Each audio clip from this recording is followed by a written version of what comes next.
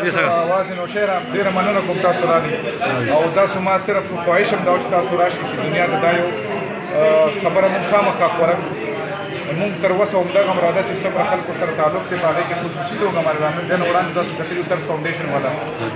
څو وارې هغوی لګیایي د دغه رنګ د ځپلي شوي خلکو د امداد دپاره مونږ سره څنګ په څنګ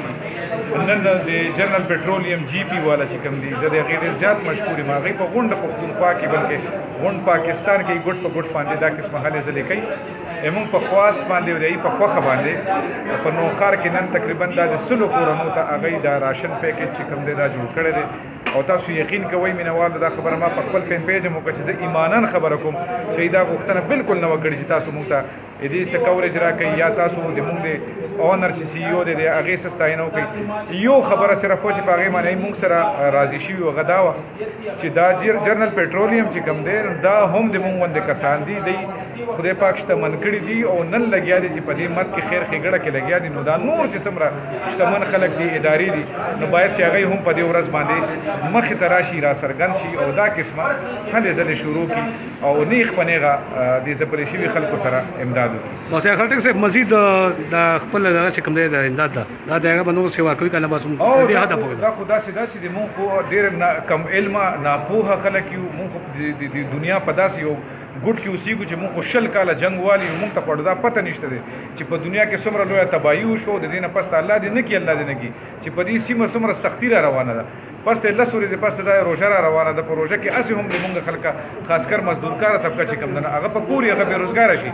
نو دا الله دې نه کړي دا خو کې هڅالۍ اړخ ته دا ملک روان دی په هغې کې چې تر کومه پورې دا شتمن خلکه چې کوم دي هغه امداد په هر حواله باندې کېدی شي دې کې د مونږ سره خپل کم کشران چې دي دوی د خپل د لاسو نه کار واخیستو خدمت یې وکړو کورونه یې په ګوته که فیملیانې داسې کورنۍ چې هغه حقدارې دي نو دا د هغې یو عمره ثواب ملاویږي دا تاوان دا خرچه دا هڅه کوشش خو جی پي والا کړی دی خو چونکې ما سره دا وس مې و چې دوی ته ما ریکویسټ وکړو ما سره مینه وکړله نوښار خپل د مونږ باندې چې دی کسانو دی کې اوس تقریبا 100 کورنۍ د نوشهره کینټ کې او 180 کورنۍ دي دلته د مونږ د نوشهره خورد دي چونکې د ما کورم نوشهره خورد کې دي ای په ما باندې زیات حق دی او شل چې ورسره دي هغه داسې امانګړ پرپیایې اور نوښار داسې څه لږ غوندې داسې خلک مو راټول کړي دي عوامو ته څه میسج ورکول غواړئ عوامو ته عمده یو میسج دی چې په دې کې څومره شتمن خلک دي صاحب حیثیت خلک دي روژې میاشت هم را روانه ده هغه د راوځي میدان ته په دې کې د هیڅ قسمه